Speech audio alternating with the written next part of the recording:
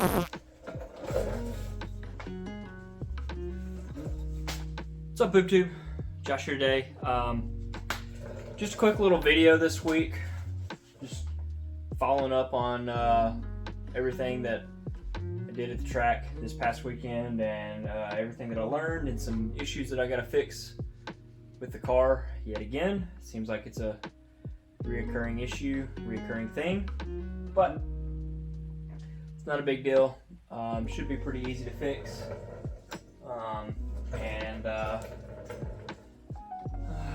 Just takes a little time to get it done.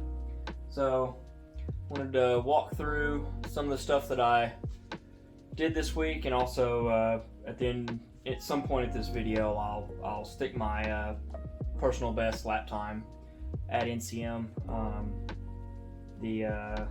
The car definitely has a second or two left in it to find, especially with some more decent tires and a couple less mistakes that I had on track.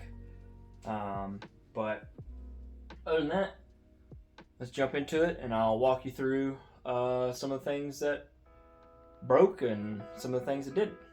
Let's get started. First up, carbon fiber pulley. Did great. Held up perfect. The only issue that I had is I think at some point the pulley itself like expanded and when it got hot, and it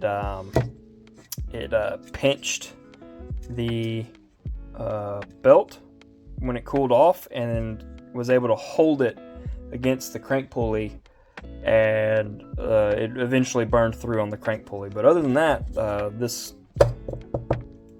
the carbon fiber as a pulley survives. I'll see if I can't work on the V in this a little bit. You can kind of see how it's like grooved out in there a little bit.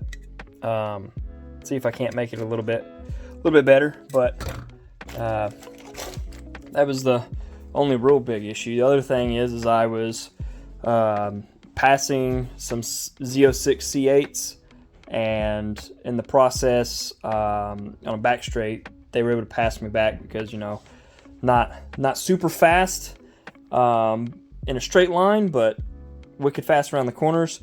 And it did, the Z06 that passed me had like the track package on it, so it had a wing and some diffuser stuff on it, and it did some really weird stuff with my hood.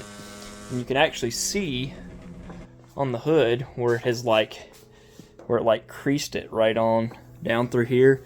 It actually folded this whole section up like this, and it did the same thing over here, but it didn't like damage the hood on this side.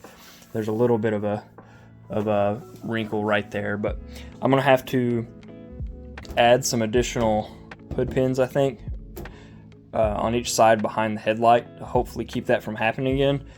That was just weird. I've never had that happen before. I've had the car up to like 130, 140 miles an hour, and it's never done that. But as soon as he went around me and I stuck back in behind him, the wake from his wing or something did something really weird with the nose of the car. But yeah, so like I said, with the pulley, I had a spare, or I had the factory one and I put it back on there. Can confirm that the carbon fiber one, like on track, the temperature, as soon as it got to 195, which is when my fan kicks on, it never went over 195. It would instantly cool back down. So the bigger pulley definitely was helping to keep the engine cooler. As soon as I swapped to that one, it started to creep up a little bit, but luckily it was a very mild day and it was nice out, so it never got hot. Next thing that kind of derped on me is I blew out the oil control, not the oil control ring, the front cover O-ring yet again. It had enough oil pressure for me to continue running it the rest of the day. It had like 60 while at wide open throttle, so I wasn't worried about it. But yet again, I've got to pull the front cover off of it and fix that.